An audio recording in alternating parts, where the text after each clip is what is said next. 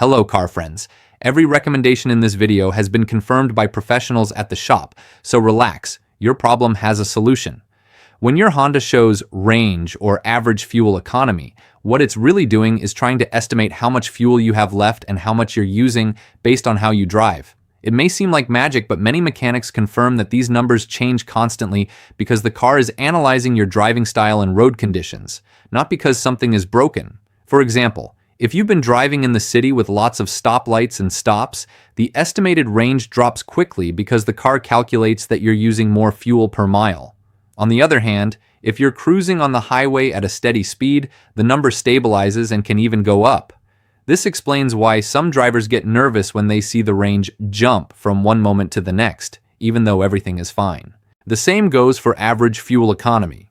The system takes into account all recent data, accelerations, braking, hills, AC usage, and more. So if you drive aggressively or are stuck in heavy traffic, the number drops.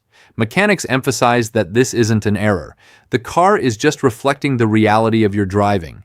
One trick mechanics recommend is resetting these values after filling up the tank.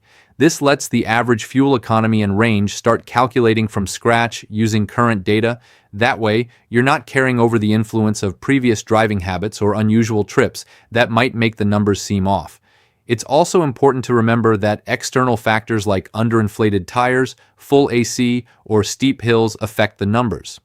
Some drivers report that after adjusting these things, the figures became much more stable and realistic.